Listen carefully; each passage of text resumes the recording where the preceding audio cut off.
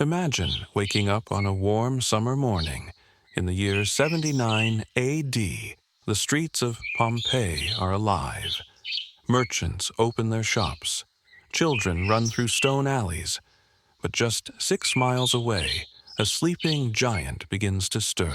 And within 24 hours, this entire city, its people, homes, lives, will be frozen in time. Pompeii wasn't just a random Roman town. It was a thriving port city, full of markets, theaters, villas, and bustling streets. Rich Romans vacationed here. Workers and slaves kept the city running. And looming in the background was Mount Vesuvius, quiet, but not safe. Around noon on August 24th, Mount Vesuvius erupted with terrifying force. A massive column of ash, rock, and gas shot 20 miles into the sky. Pumice stones, some as large as grapefruits, began to rain down on the city. At first, many people tried to take cover inside their homes, but this choice would turn deadly. The ash piled higher, doors jammed, and then something worse came. Just after midnight, the eruption entered its deadliest phase. The ash column collapsed, sending pyroclastic flows, superheated clouds of gas and debris, racing down the volcano at over 100 miles per hour.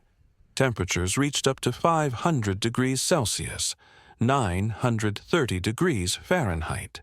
In an instant, bodies were vaporized, homes shattered, and the entire city was buried under meters of ash.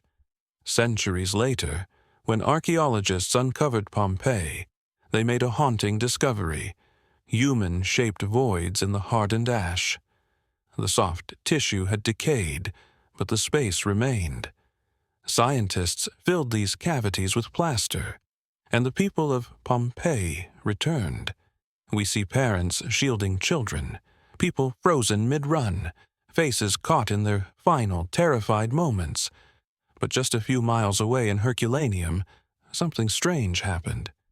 Much closer to the volcano, yet far fewer bodies were found. Where did everyone go? For years, researchers believed the town had evacuated. But in 1981, they discovered dozens of skeletons hiding in boat chambers by the sea.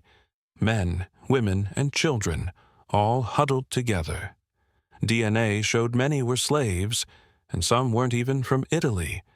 They came from across the empire. So, how did they die? And why so differently than those in Pompeii?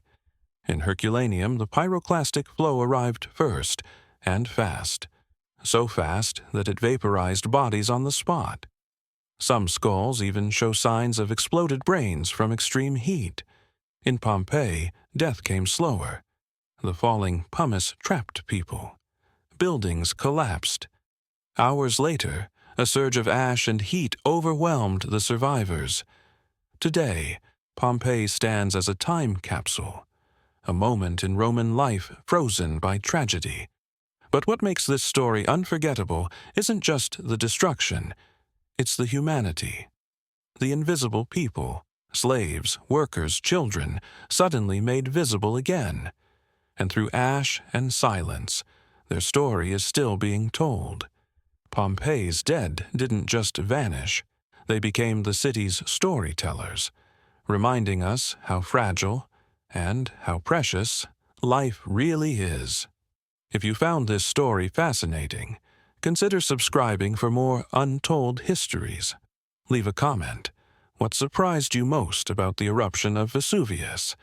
And, as always, thanks for watching.